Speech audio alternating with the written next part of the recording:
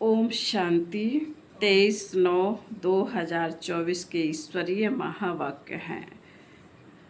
मीठे बच्चे अंदर में दिन रात बाबा बाबा चलता रहे तो अपार खुशी रहेगी। बुद्धि में रहेगा बाबा हमें कुबेर का खजाना देने आए हैं। प्रश्न, बाबा किन बच्चों को ऑनेस्ट यानी ईमानदार फूल कहते हैं, उनकी निशानी सुनाओ। उत्तर, ऑनेस्ट फूल वह हैं जो कभी भी माया के वश नहीं होते, माया की खिटपिट में नहीं आते। ऐसे ऑनेस्ट फूल लास्ट में आते भी फास्ट जाने का पुरुषार्थ करते हैं। वह पुरानों से भी आगे जाने का लक्ष्य रखते हैं, अपने अवगुणों को निकालने के पुरुषार्थ में रहते हैं, दूसरों के अवगुणों को नहीं देखते। ओम शांति। भगवान वाच, शिव भगवान वाच, वह हुआ रूहानी बाप, क्योंकि शिव तो सुप्रीम रूह है ना, आत्मा है ना। बाप तो रोज रोज नई बातें सुनाते हैं, समझाते रहते हैं। गीता सुनाने वाले सन्यासी आदि बहुत हैं, वह बाप को याद कर ना सके। बाबा अक्षर कभी उनके मुख से निकल ना सके। बाबा कहते हैं बाबा अक्षर उनके मुख से कभी निकल ना सके। यह अक्षर है ही गृहस्थ मार्ग वालों के लिए, वह है निवृत्ति मार्ग वाले। वह ब्रह्मा को ही याद करते हैं, मुख से कभी बाबा बाबा नहीं कहेंगे। भल तुम जांच करो, समझो बड़े बड़े विद्वान सन्यासी चिन्मयानंद आदि गीता सुनाते हैं, ऐसे नहीं कि वह गीता का भगवान श्री कृष्ण को समझ उनसे योग लगा सकते हैं, नहीं। वह तो फिर भी ब्रह्मा के साथ योग लगाने वाले ब्रह्म ज्ञानी व तत्व ज्ञानी हैं। श्री कृष्ण को कभी कोई बाबा कहे यह हो नहीं सकता। तो श्री कृष्ण गीता सुनाने वाला बाबा तो नहीं ठहरा ना। शिव को सब बाबा कहते हैं, क्योंकि वह सब आत्माओं का बाप है। सब आत्माएं उनको पुकारती है। परम पिता परमात्मा वह है सुप्रीम परम, क्योंकि परम धाम में रहने वाला है। तुम भी सब परम धाम में रहते हो, परंतु उनको परम आत्मा कहते हैं। वह कभी पुनर्जन्म में नहीं आते हैं। खुद कहते हैं मेरा जन्म दिव्य और अलौकिक है। ऐसे कोई रथ में प्रवेश कर तुमको विश्व का मालिक बनाने की युक्ति बताए, यह और कोई हो नहीं सकता। तब बाप कहते हैं मैं जो हूँ जैसा हूँ, मुझे कोई भी नहीं जानते। मैं जब अपना परिचय दूँ तब जान सकते हैं। यह ब्रह्मा को ब्रह्म को अथवा तत्व को मानने वाले श्री कृष्ण को फिर अपना बाप कैसे मानेंगे। आत्माएं तो सब बच्चे ठहरे ना, श्री कृष्ण को सब पिता कैसे कहेंगे। ऐसे थोड़े ही कहेंगे कि श्री कृष्ण सबका बाप है, हम सब ब्रदर्स हैं। ऐसे भी नहीं, श्री कृष्ण सर्वव्यापी है, यह सब श्री कृष्ण थोड़े ही हो सकते हैं।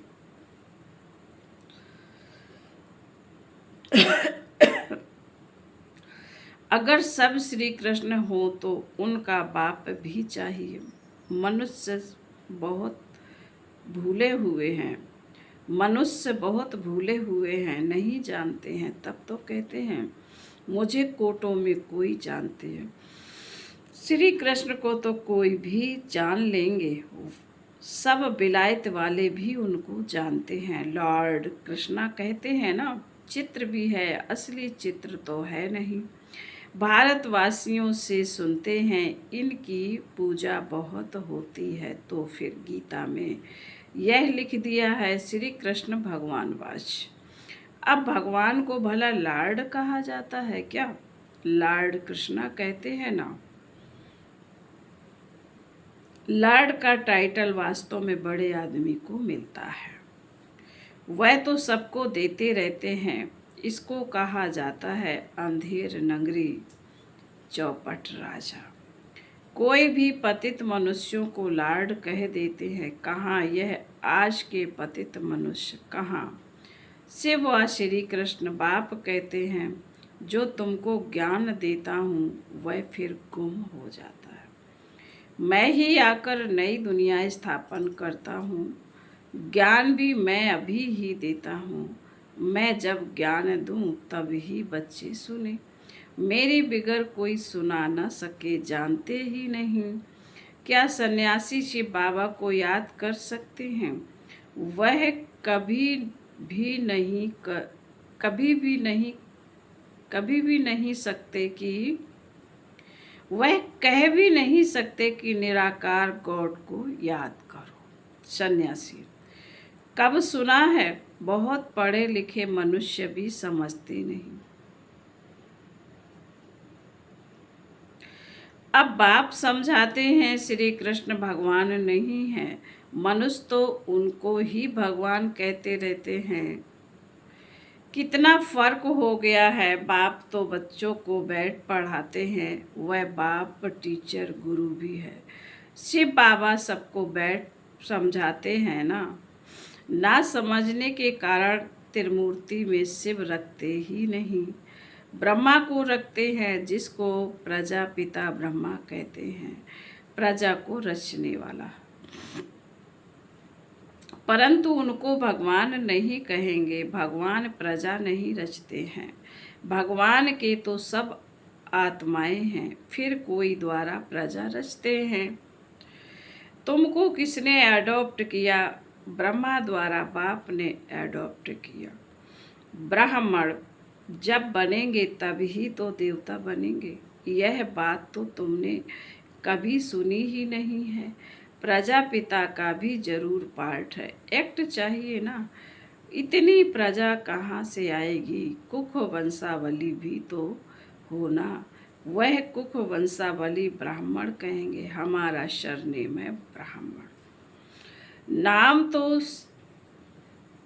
नाम तो सबका अलग अलग है। प्रजापिता ब्रह्मा तो कहते ही तब है जब शिव बाबा इनमें प्रवेश करें।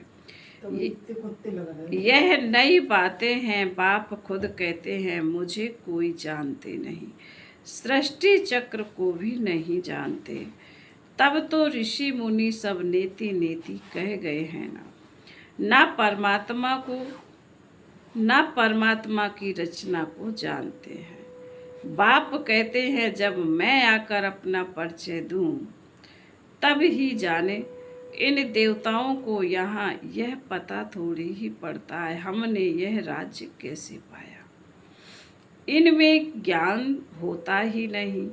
पद पा लिया फिर ज्ञान की दरकरार नहीं। ज्ञान चाहिए ही सद्गति के लिए। यह तो सद्गति को पाए हुए हैं। यह बड़ी समझने की गुहा बातें हैं।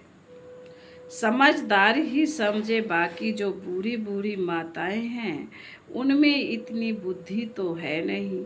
वह भी ड्रामा प्लान अनुसार हर एक का अपना पार्ट है। ऐसे तो नहीं कहेंगे, हे ईश्वर बुद्धि दो, सबको एक जैसी बुद्धि हम दे तो सब नारायण बन जाएंगे।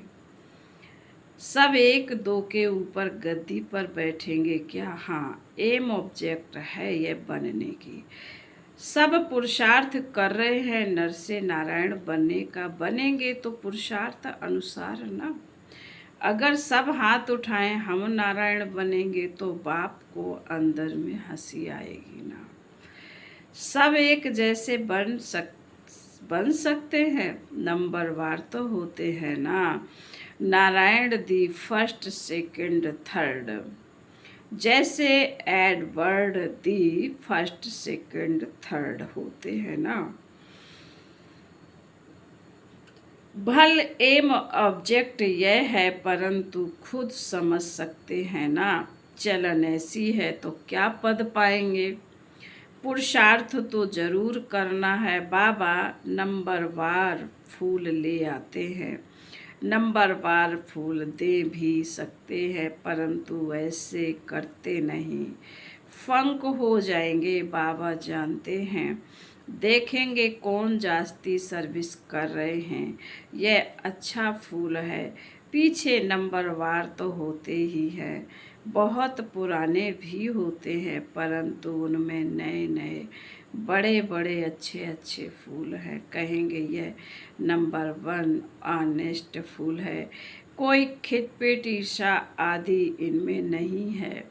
बहुतों में कुछ न कुछ खामियां जरूर हैं। संपूर्ण तो कोई को कह नहीं सकते। 16 कला संपूर्ण बनने के लिए बहुत मेहनत चाहिए। अभी कोई संपूर्ण बन ना सके। अभी तो अच्छे अच्छे बच्चों में भी ईर्ष्या बहुत है। खामियां तो है ना, बाप जानते हैं।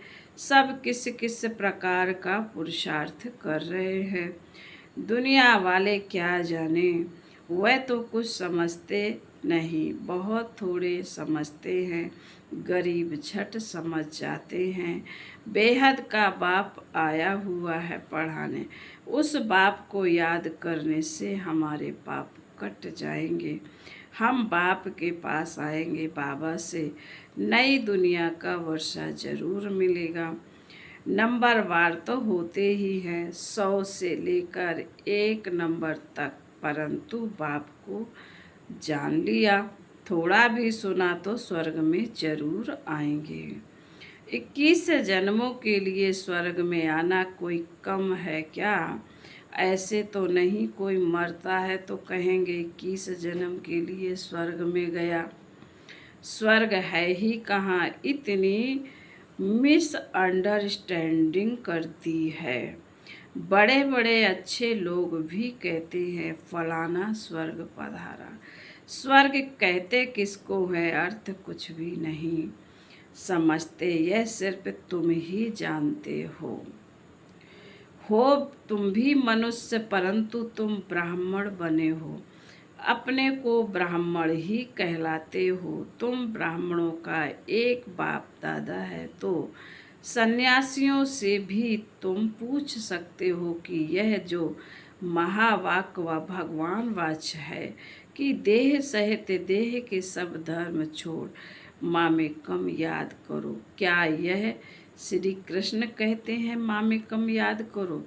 तुम श्री कृष्ण को याद करते हो क्या? कभी नहीं। हाँ कहेंगे वहाँ ही प्रसिद्ध हो जाए, परंतु बेचारी अबलाएं जाती हैं, वह क्या जाने। वह अपने फॉलोअर्स के आगे क्रोधित हो जाते हैं। दुर्वासा का नाम भी है ना, उनमें अहंकार बहुत रहता है। फॉलोअर्स ढेर हैं, भक्ति का राज है ना, उनसे पूछने की कोई में ताकत नहीं रहती। नहीं तो उनको कह सकते हैं तुम तो शिव बाबा की पूजा करते हो। अब भगवान किसको कहेंगे? क्या ठीक कर भीतर में भगवान है? आगे चल इन सब बातों को समझेंगे। अभी नशा कितना है। अभी पुजारी पूछ नहीं कहेंगे। सभी पुजारी हैं, सभी पुजारी, बाबा ने कहा हैं सभी पुजारी पूज्य नहीं कहेंगे। बाप कहते मेरे को विरला कोई जानते हैं। मैं जो हूँ जैसा हूँ, तुम बच्चों में भी देख विरले कोई एक्यूरेट जानते हैं। उनको अंदर में बहुत खुशी रहती है। यह तो समझते हैं ना, बाबा ही हमको स्वर्ग की बादशाही देते हैं, कुबेर के खजाने मिलते हैं। अल्लाह अलाउद्दीन का भी खेल दिखाते हैं ना, टका करने से खजाना निकल आया। बहुत खेल दिखाते हैं। खुदा दोस्त बादशाह क्या करते थे, उस पर भी कहानी है। पुल पर जो आता था उनको एक दिन की रजाई दे रवाना कर देता था। यह सब है कहानियाँ। अभी बाप समझाते हैं खुदा तुम बच्चों का दोस्त है, इनमें प्रवेश कर तुम्हारे साथ खाते पीते हैं, खेलते भी हैं। शिव बाबा का और ब्रह्मा बाबा का रथ एक ही है, तो जरूर शिव बाबा भी खेल तो सकते हैं होंगे ना। बाप को याद कर खेलते हैं तो दोनों इसमें हैं तो दो ना, बाप और दादा। परंतु कोई भी समझते नहीं, कहते हैं रथ पर आए हैं, तो वह फिर घोड़े गाड़ी का रथ बना दिया है। ऐसे भी नहीं कहेंगे श्री कृष्ण में शिव बाबा बैठ ज्ञान देते हैं। वह फिर कह देते हैं श्री कृष्ण भगवान वाच, ऐसे तो नहीं कह सकते। ब्रह्मा भगवान वाच नहीं, यह है रथ। शिव भगवान वाच, बाप बैठ तुम बच्चों को अपना और रचना के आदि मध्य अंत का परिचय देते हैं। परिचय ड्यूरेशन बताते हैं, जो बात कोई भी नहीं जानते। सेंसिबल जो होंगे वह बुद्धि से काम लेंगे। सन्यासियों को तो सन्यास करना है, तुम भी शरीर सहित सब कुछ सन्यास करते हो, जानते हो। यह पुरानी खल है, हमको तो अब नई दुनिया में जाना है। हम आत्मा यहाँ की रहने वाली नहीं है, यहाँ पार्ट बजाने आए हैं। हम रहवासी परम धाम के हैं, यह भी तुम बच्चे जानते हो। वहाँ निराकारी झाड़ कैसा है, सभी आत्माएं वहाँ रहती हैं, यह अनादि ड्रामा बना हुआ है।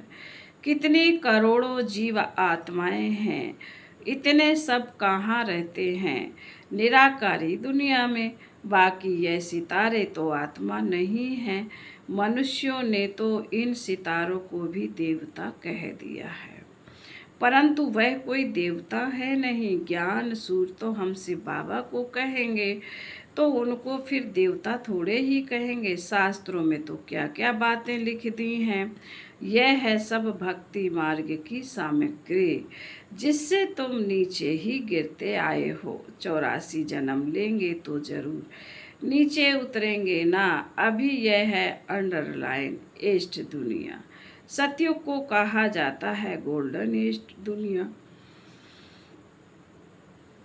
वहाँ कौन रहते थे देवताएं, वह कहाँ गए, यह किसी को भी पता नहीं है। समझते भी हैं पुनर्जन्म लेते हैं। बाप ने समझाया, यह पुनर्जन्म लेते लेते देवता से बदल हिंदू बन गए हैं, पतित बने हैं ना। और किसी का भी धर्म बदली नहीं होता है। इन्हों का धर्म क्यों बदली होता है, किसी को पता नहीं है। बाप कहते धर्म भ्रष्ट कर्म भ्रष्ट हो गए हैं। देवी देवता थे तो पवित्र जोड़े थे, फिर रावण राज्य में बहुत अपवित्र बन गए हो, तो देवी देवता कहला ना सके, इसलिए नाम पड़ गया है हिंदू। देवी देवता धर्म श्री कृष्ण भगवान ने नहीं स्थापन किया है, जरूर शिव बाबा ने ही आकर किया होगा। शिव जयंती शिवरात्रि भी मनाई जाती है, परंतु उसने क्या आकर किया यह किसी को भी पता नहीं है। एक शिव पुराण भी है, वास्तव में शिव की एक गीता ही है जो शिव बाबा ने सुनाई है, और कोई शास्त्र है नहीं। तुम कोई भी हिंसा नहीं करते हो, तुम्हारा कोई शास्त्र तो बनता नहीं, तुम नई दुनिया में चले जाते हो। सतयुग में कोई भी शास्त्र गीता आदि होता नहीं, वहाँ कौन पढ़ेंगे, वह तो कह देते यह वेद शास्त्र आदि परंपरा से चले आते हैं, उन्हों को कुछ भी पता नहीं है। स्वर्ग में कोई शास्त्र आदि होता नहीं, बाप ने तो देवता बना दिया, सबकी सदगति हो गई, फिर शास्त्र पढ़ने की क्या दरकार है। वहाँ शास्त्र होते नहीं। अभी बाप ने तुम्हें ज्ञान की चाबी दी है, जिससे बुद्धि का ताला खुल गया है। पहले ताला एकदम बंद था, कुछ भी समझते नहीं थे, फिर बाबा बोले, अच्छा, मीठे मीठे शिकील धे बच्चों प्रति मात पिता बाप दादा का याद प्यार और गुड मॉर्निंग। रूहानी बाप की रूहानी बच्चों को नमस्ते। हम रूहानी बच्चों की रूहानी मात पिता बाप दादा को याद प्यार गुड मॉर्निंग और नमस्ते नमस्ते नमस्ते। ओम शांति, ओम शांति, ओम शांति। शुक्रिया बाबा, थैंक यू बाबा। धारणा के लिए मुख्य सार। पहली पॉइंट में बाबा ने कहा है, किसी से भी ईर्ष्या आदि नहीं करनी है, खामियां निकाल संपूर्ण बनने का पुरुषार्थ करना है, पढ़ाई से ऊंच पद पाना है। दूसरी पॉइंट में बाबा ने कहा, शरीर सहित सब कुछ संन्यास करना, किसी भी प्रकार की हिंसा नहीं करनी है, अहंकार नहीं रखना है। वरदान, अविनाशी और बेहद के अधिकार की खुशी व नशे द्वारा सदा निश्चिंत भव। दुनिया में बहुत मेहनत करके अधिकार लेते हैं, आपको बिना मेहनत के अधिकार मिल गया। बच्चा बनना अधिकार अर्थात अधिकार लेना, वह मैं श्रेष्ठ अधिकारी आत्मा हूँ। इस बेहद के अधिकार के नशे और खुशी में रहो तो सदा निश्चिंत रहेंगे। यह अविनाशी अधिकार निश्चित ही है। जहाँ निश्चित होता है वहाँ निश्चिंत होते हैं। अपनी सर्व जिम्मेवारियाँ बाप हवाले कर दो तो सब चिंताओं से मुक्त हो जाएंगे। स्लोगन, जो उदार चित्त विशाल दिल वाले हैं वही एकता की नींव हैं। ओम शांति।